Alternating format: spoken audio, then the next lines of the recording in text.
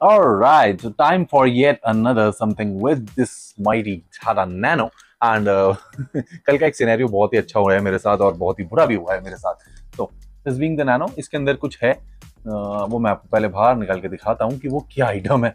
Actually सारा सारा problem मुझे इसी ने करके दिया है. सो इसको बंद करते हैं, तो साइड में भी रख देते हैं क्योंकि this is actually pretty important to me.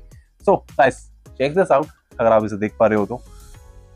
So this is the high pressure switch of the Tata Nano and ये मेरी नैनो में खराब हो गया. खराब हुआ है, कैसे हुआ है, इन सब का कोई आइडिया नहीं है. सो मैं स्टार्टिंग से जरा आपको बता देता हूँ कि स्टार्टिंग से सिनेरियो हुआ क्या है, जिससे कि आपको एक आइडिया मिलेगा. क्योंकि हो सकता है काफी सारे व्यूअर्स ने मेरी शिमला सीरीज का कोई भी वीडियो नहीं देखा हो, including a Tata nano stand alone video. तो हुआ क्या, we were heading to Shimla and इस बार का रोड ट्रिप था टाटा नैनो के अंदर and that was a seriously fun trip guys. आपको अगर आपने नहीं देखा तो आपको बिल्कुल देखना चाहिए, वो अमेजिंग है. नीचे में प्लेलिस्ट का लिंक आपको शेयर करूंगा. सो शिमला है मेरे घर से अराउंड 350-360 ऑड किलोमीटर्स, ठीक है. अप्रोक्सीमेटली 30 किलोमीटर्स पहले हमने ना गाड़ी को एक जगह पे रोका क्योंकि वहां से व्यू बड़ा जबरदस्त था. क्लाउड्स नीचे आ रहे थे एंड देव सर को भी क्लाउड्स और माउंटेन्स दिखाना था, तो मैंने वहां पे गाड़ी रोकी. That was very fun moment. वहां पे गाड़ी रोकी और उससे पहले जितना भी ट्रिप था, एक दो स्टॉप पहले भी लिए थे, लेकिन कोई प्रॉब्लम नहीं आया था. AC was used continuous throughout the trip, right. So वहां पे गाड़ी रोकने के बाद हम लोग 10-15 मिनट जो भी फन करा, फोटो खींची, वीडियो खींचा, वापस से गाड़ी में बैठे. मौसम बहुत अच्छा था तो हमने गाड़ी वापस से स्टार्ट करी एंड हम चल पड़े. तो आगे 3-4 किलोमीटर गए होंगे, आगे कोई ट्रक वक चल रहा था तो वहां पे मिट्टी उड़ रही थी. हमने सोचा कि चलो एसी ऑन कर लेते हैं. खिड़कियां बंद करी, विंडोज अप किए एंड एसी का बटन दबाया and AC did not turn on. वहां पे पहला झटका मिला. समझ ही नहीं आया उस टाइम पे कि हुआ क्या, क्योंकि उससे पहले सारे ट्रिप के अंदर एसी गजब चल रहा था, गजब. ठीक है, शिमला पहुंच गए, गाड़ी को हमने किसी तरीके पार्क कर दिया. होटल का रास्ता बहुत ही वाहियात था, लेकिन hotel was decent and hotel की जो पार्किंग थी वो भी ऐसी स्टीप चढ़ाई के साथ थी. तो एक वो चीज थी. तो उस दिन फिर मैं मॉल वगैरह घूमा, कुछ भी नहीं. नेक्स्ट डे माइंड में डाउट था मेरे कि यार एसी क्यों नहीं चल रहा. तो नेक्स्ट डे मैं होटल की पार्किंग में गया, एसी को ऑन करके देखा, तब भी ऑन नहीं हुआ.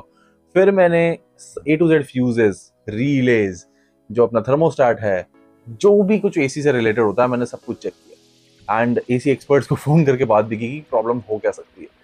तो वो भी कुछ समझ में नहीं आया एंड वहां पे कुछ भी नहीं हुआ. मैं कहा चलो कोई बात नहीं, माउंटेन से जब नीचे उतरेंगे नेक्स्ट डे पे तो कोई प्रॉब्लम नहीं. थोड़ा बहुत जब दिल्ली के रास्ते में प्लेन्स पे आएंगे तो थोड़ी गर्मी लगेगी, 2-3 घंटे की बात है, सह लेंगे, और क्या हो सकता है. तो जब हमने रिटर्न जर्नी स्टार्ट करी, तो रिटर्न जर्नी के ऑब्वियसली बात है, माइंड में पता था कि एसी खराब है तो एसी ऑन नहीं करना. तो वैसे भी वहां पे जब तक पहाड़ी रास्ता था तब तक जरूरत भी नहीं पड़ी.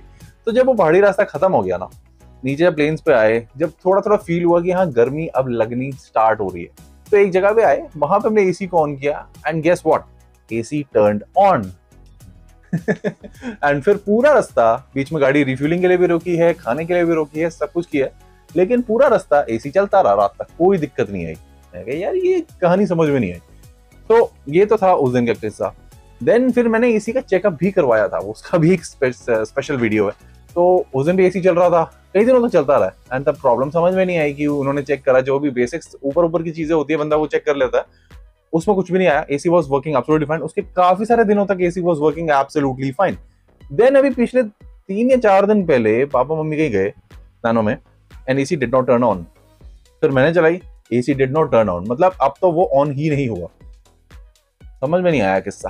तो फिर मैं कल राजू भैया के पास गाड़ी को लेके गया एंड मैं माइंड में था कि मैंने इस बार वीडियो नहीं बनाना, क्योंकि पॉइंट नहीं है, क्योंकि मुझे माइंड में ये भी था कि बहुत छोटा सा फॉल्ट होगा, बड़ा फॉल्ट होगा नहीं.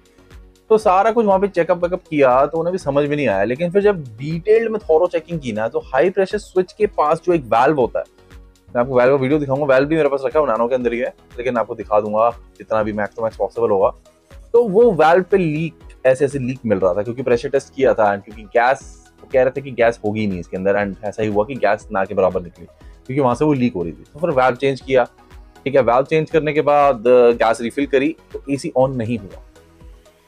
उन्हें भी समझ नहीं आया एसी ऑन क्यों नहीं हुआ. देन फिर उन्होंने सोचा कि चलो इस स्विच को चेंज करके देखते हैं and he did change this fuse, not fuse, it is a switch. तो इस स्विच को चेंज किया एंड उसके बाद पहले गैस भरने से पहले चेकअप कर लेते हैं ना. तो जब हाई प्रेशर पे था सिस्टम, प्रेशराइज किया हुआ था, तब तो ये इसने ऑन कर दिया, प्रॉब्लम वाज सॉर्टेड.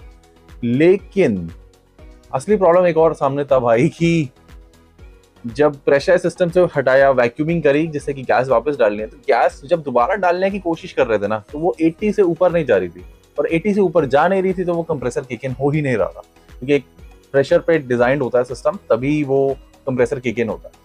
तो वहां पे ऐसे सीन हो रहा था, मैं परेशान हो रहा था कि ऐसा हो क्यों नहीं रहा, हो क्यों नहीं रहा। तो फिर हज्जू भैया ने 1 मिनट के लिए जो कंप्रेसर है उसको किकिंग किया डायरेक्टली, उसके शायद रिले हटा के, या आई डोंट नो जैसे भी किया, उनको उनका तरीका था वो। तो उसके बाद कंप्रेसर ने गैस को पुल किया अंदर, क्योंकि गैस अंदर जा नहीं रही थी सिलेंडर से, वो लिक्विफाई फॉर्म में थी, क्योंकि बाहर भी ठंड थी एंड मौसम ठंडा था, तो गैस और लिक्विड फॉर्म में थी वो। जब किकिंग किया तब प्रेशर थोड़ा इंक्रीज हुआ, अप्रोक्सीमेटली 100 तक आया, देन सिस्टम रिचार्ज हुआ प्रॉपरली, एंड उसके बाद वो चल रहा है, अभी तो चल रहा है। सो स्विच एंड इसी के साथ का एक जो अपना क्या कहते हैं वाल्व, ये दो चीजें चेंज हुई, एंड इन दोनों चीजों की वजह से गैस लीक आउट हो गया। अब एग्जैक्टली क्या हुआ है, ये स्विच खराब होने की वजह से वाल्व लीक हुआ है, जबकि ऐसा नहीं हो सकता है, मेरे ख्याल से वाल्व लीक होने की वजह से ये स्विच खराब हुआ है। डू नॉट नो एग्जैक्टली क्या हुआ है, इशू क्या था, प्रॉब्लम, बट प्रॉब्लम यही निकली है, एंड बेफालतू का खर्चा फिर से हो गया, क्योंकि एक तो ये स्विच चेंज हुआ, एक वाल्व चेंज हुआ, और गैस दोबारा से डली गाड़ी के अंदर। जबकि आपको पता है, ये भी थोड़े टाइम पहले ही मैंने कूलिंग कॉइल चेंज करवाया था, कंडेंसर चेंज करवाया था, नॉट द फैन, एंड वापस सी बात है, पूरा सिस्टम रिचार्ज तो हुआ ही था। तो ये सिनेरियो हुआ है कल मेरे साथ, इस हाई प्रेशर स्विच के खराब होने की वजह से आई थिंक वाल्व लीक हुआ है, या फिर वाल्व लीक होने से ये स्विच खराब हुआ है। I really have no idea, आप लोगों को पता है तो please do let me know in the comment section कि इसने वाल्व को खराब किया है, या वाल्व ने इसको खराब किया है, या फिर और ही कोई लोचा है इस दुनिया के अंदर। तो ये था सिनेरियो, एंड मेरा वीडियो का पर्पस नहीं था, लेकिन वहां पे प्रॉब्लम बढ़ती गई, फिर मैंने कुछ शॉर्ट्स ले लिए आप सबके लिए, एंड आपने सारे वो शॉर्ट्स देखे ही हैं। तो ये एक काइंड ऑफ अ सिनेरियो हुआ है वहां पर। बाकी तो अब देखते हैं कि अब होपफुली प्रॉब्लम ना आए, क्योंकि यार मैं बार बार सिर्फ एक टॉपिक रिलेटेड एक्सपेंस नहीं करना चाहता, लाइफ में और भी बहुत सारी चीजें होती हैं। तो on that bombshell guys, let's end this video. Information आपके साथ शेयर कर दी है कि ये हुआ है मेरे साथ सिनेरियो, पूरा का पूरा सारा कुछ बता दिया है मैंने, कुछ चीज छोड़ी तो नहीं ना? नहीं, बिल्कुल नहीं छोड़ा, सब कुछ ही आपके साथ शेयर किया है। तो चलो गाइस, मिलते हैं next video, bye, take care, see you, lots and lots of fun, and अब आपकी जो विशेष टिप्पणी है, या जो भी है फीडबैक्स हैं या कमेंट्स हैं, मैं उनका वेट कर रहा हूँ, रीड मैं सारे करूंगा, रिप्लाई मैं शायद ना कर पाऊँ, बट कोशिश मैं जरूर करूंगा, and live session is very very soon this time. तो गाइस, मिलते हैं next video, bye, take care, see you, चाओ।